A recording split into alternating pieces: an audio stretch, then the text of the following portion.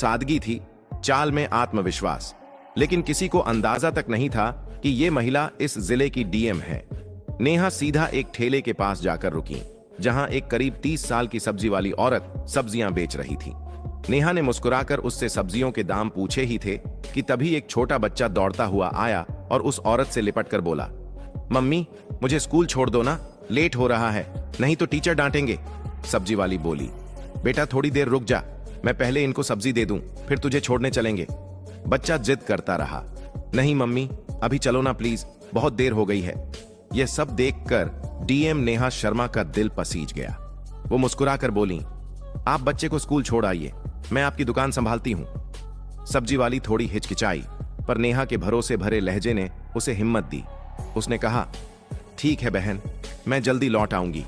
और फिर वो अपने बेटे को लेकर स्कूल की ओर निकल गई। इधर नेहा ठेले पर खड़ी थी, चारों ओर के माहौल को गौर से देख रही थी। तभी एक मोटरसाइकिल ठेले के पास आकर रुकी। उस पर बैठा इंस्पेक्टर आदित्य वर्मा था। उसने उतरते ही थोड़ा तंज में कहा, तू कब से यहां सब्जियां बेचने लगी? यहां तो एक औरत हुआ करती थी, वो कहां गई? नेहा कुछ कहती, उससे पहले ही वह सब्जी वाली औरत वापस लौट आई। इंस्पेक्टर को देखकर उसके चेहरे पर घबराहट छा गई। झुककर बोली, क्या चाहिए आपको इंस्पेक्टर साहब? जो मन हो ले लीजिए। इंस्पेक्टर ने बेजा हुक्म दिया, आधा किलो टमाटर दे, 1 किलो भिंडी और आधा किलो परवल भी देना। औरत ने बिना कुछ कहे जल्दी जल्दी सब्जियां तौल दी। इंस्पेक्टर बिना एक भी पैसा दिए मोटरसाइकिल पर बैठा और चलता बना। यह सब देख नेहा शर्मा स्तब्ध रह गईं।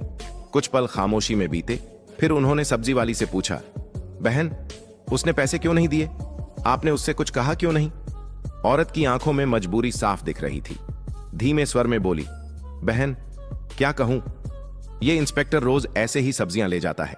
जब कुछ बोलती हूं तो धमकाता है, कहता है मुझसे पैसे लेगी, अभी तेरे ठेले को उठवा दूंगा। मुझे डर लगता है, अगर ठेला चला गया तो घर कैसे चलेगा, मेरे बच्चे क्या खाएंगे, इसलिए चुपचाप दे देती हूं। यह सुनकर डीएम नेहा शर्मा के चेहरे का रंग बदल गया। अंदर तक हिल गईं वो।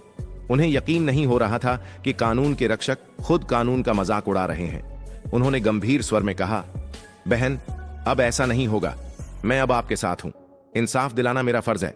आप एक काम कीजिए, मेरा नंबर लीजिए। कल जब आप ठेला लगाएंगी तो आप नहीं, मैं वहां रहूंगी। आप घर पर आराम कीजिए, बाकी मैं देख लूंगी कि वो इंस्पेक्टर पैसे देता है या नहीं, और अगर नहीं देता तो मैं उसे कानून की ताकत दिखाकर ही रहूंगी। औरत की आंखों में आंसू थे, लेकिन पहली बार उसमें राहत और उम्मीद झलक रही थी। अगली सुबह नेहा शर्मा ने एक गांव की औरत का भेष बनाया। ना कोई मेकअप, ना कोई पहचान। साधारण साड़ी पहने, सिर पर पल्लू रखे वो ठेले पर आ खड़ी हुई। ठेले पर ढेर सारी सब्जियां सजाई गईं। सब कुछ तैयार था। कुछ ही देर में वही इंस्पेक्टर आदित्य वर्मा अपनी मोटरसाइकिल पर वहां पहुंचा। इंस्पेक्टर आदित्य वर्मा ने अपनी मोटरसाइकिल